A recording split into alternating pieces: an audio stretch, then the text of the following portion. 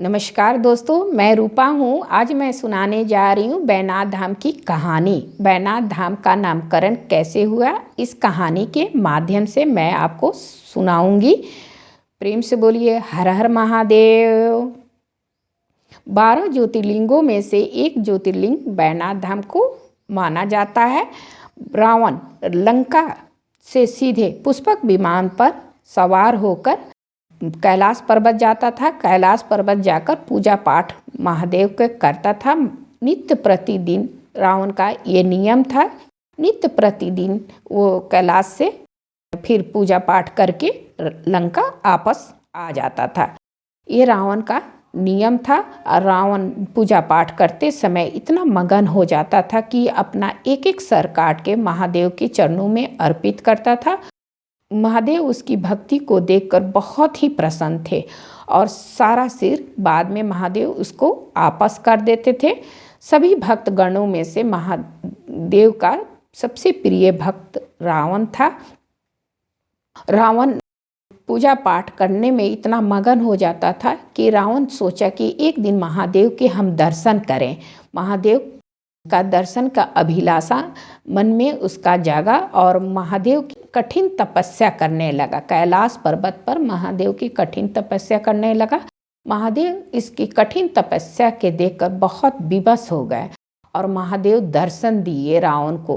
रावण दर्शन पाकर बहुत अपने आप को धन समझने लगा और महादेव की दर्शन पाकर वो बहुत ही खुश था। महादेव बोले कि मांगो रावण, तुम मुझसे क्या वरदान मांगना चाहते हो।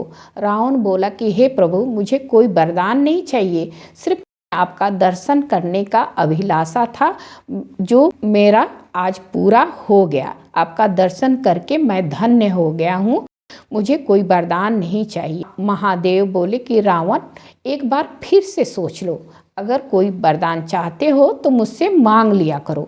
महादेव कि ये बात सुनकर रावण बोला कि क्यों नहीं महादेव को अपने साथ लंका ले चले। ये विचार रावण के मन में आया और रावण बोला कि महादेव, अगर आप मेरी भक्ति से प्रसन्न हैं तो आप कृपया करके मेरे साथ लंका चलिए। मैं वहाँ आपका ज्योतिर्लिंग रखकर पूजा पाठ करूँगा। जो आने जाने में समय लगता है वही समय मैं आपको पूजा पाठ में व्यक्त करना चाहता हूँ।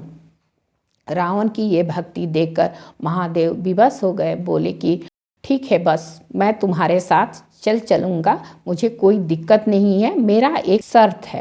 ये सुनकर रावण बोला कि महादेव, क्या शर्त है प्रभु, आप अपनी शर्त बताइए। महादेव बोले कि कैलाश से सीधे मुझे लंका ही ले जाना। बीच में अगर तुम मेरा शिवलिंग, मेरा ज्योतिर्लिंग को रखोगे तो मैं वहीं पर स्थापित हो जाऊंगा, फिर वहाँ से उठूंगा नहीं। ये शर्त मेरा ध्यान रखकर मुझे ले जा सकते हो। रावण बोला ठीक है प्रभु, मैं ध्यान रखूंगा और आप मेरे साथ चलिए। ये कहकर रावण महादेव को प्रणाम किया और प्रणाम करने के बाद महादेव को उठाना चाहा तो महादेव हिले तक नहीं। इतना भार था महादेव की कि महादेव को उठाने की कोशिश में वो पसीना पसीना हो गया और हैरान परेशान हो गया, पर महादेव का शिवलिंग उठा नहीं। तत्क्षण रावण के दिमाग में आया कि महादेव की कोई लीला तो नहीं है। महादेव को फिर वो रावण प्रणाम किया और बोला कि हे महादेव, अपनी भार थोड़ा कम कर दीजिए ताकि मैं आपको उठाकर अपने कंधे पर बैठा सकूं और बैठाकर लंका ले जा सकूं। ये कहते के साथ महादेव मुस्कुराने लगे और अपनी भार महादेव थोड़ा कम कर दिए और रावण महादेव को उठाकर अपने कंधे पर बैठा लिया। कंधे पर बैठते के साथ रावण को लघु शंका महसूस होने लगा, पर रावण महादेव को फिर नीचे नहीं रख सकता था। रखता तो महादेव वहीं पर स्थापित हो जाते, ये शर्त था महादेव का। रावण लघु शंका को महसूस करते के साथ भी महादेव को बैठाकर और वहाँ से चल दिया और महादेव के चलने की खबर सुनकर पूरी ब्रह्मांड में देवी देवताओं का हलचल मच गया कि महादेव अत्याचारी रावण के साथ जा रहे हैं और महादेव की ये बात सभी देवी देवता के लिए मुसीबत खड़ा कर देगा। सभी देवी देवता चिंतित होकर विष्णु भगवान के पास गए और विष्णु भगवान से प्रार्थना करने लगे कि हे विष्णु भगवान, आप कोई उपाय निकालिए कि महादेव को रोका जा सके। महादेव अत्याचारी रावण के साथ लंका जा रहे हैं, तो अत्याचारी रावण का अंत कैसे होगा। विष्णु भगवान बोले कि आप लोग कोई चिंता नहीं कीजिए, इसमें चिंता करने वाली कोई बात नहीं है, मैं कोई उपाय निकालता हूँ, आप लोग अपने अपने स्थान ग्रहण कीजिए और मैं कोई तत्क्षण कोई उपाय निकाल देता हूँ। और ये कह के विष्णु भगवान ग्वाला के रूप धारण करके गैया समेत घंघोर जंगल में उतर आए। तब तक रावण वहीं से गुजर रहा था। तब देखा कि पृथ्वी पर एक ग्वाला गैया को चरा रहा है। तो रावण सोचा कि क्यों नहीं इस ग्वाला को हम अपनी ज्योतिर्लिंग दे दे और देकर लघु शंका कर ले, मेरा लघु शंका से हाल बेहाल हो रहा है। ये सोचकर रावण धरती पर उतर आया महादेव को लेकर और उस ग्वाला से बोला कि तुम कौन हो। तो ग्वाला बोला कि मेरा नाम बैजू है, मैं बैजू ग्वाला हूँ, गैया चरा रहा हूँ। तो बैजू बोला कि तुम कौन हो। तो वो बोला कि मैं लंका के राजा हूँ, मेरा नाम रावण है, मेरे कंधे पर महादेव बैठे हैं, मैं महादेव के लंका लेके जा रहा हूँ।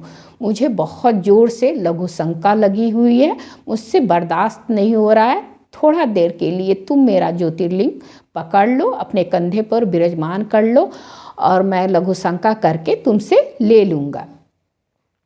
बैजू ग्वाला बोला कि ठीक है, मैं तुमसे ज्योतिर्लिंग लेकर कंधे पर विराजमान कर लूँगा, लेकिन तुम लघु शंका करके जल्दी आना, मेरी गैया इधर उधर बहुत भाग रही है। रावण बोला ठीक है। ये कहकर रावण अपनी ज्योतिर्लिंग उठाकर अपने कंधे से उठाकर बैजू ग्वाला के कंधे पर रख दिया और रख के वो दौड़ते हुए लघु शंका करने बैठ गया। लघु शंका जब करने बैठ गया तो वरुण देव रावण के पेट में इतना पानी भरे कि उसकी लघु शंका का धार खत्म होने की नाम ही नहीं ले रहा था। और रावण लघु शंका का धार को देखकर बहुत ही आश्चर्यचकित था और बहुत ही हैरान परेशान था। और इधर बैजू ग्वाला की गैया इधर उधर भागने लगी। तो बैजू ग्वाला बोला कि रावण जल्दी करके आओ लघु शंका, मेरी गैया इधर उधर भाग रही है, अगर जंगल में गैया भटक जाएगी तो मैं कहाँ खोजूंगा।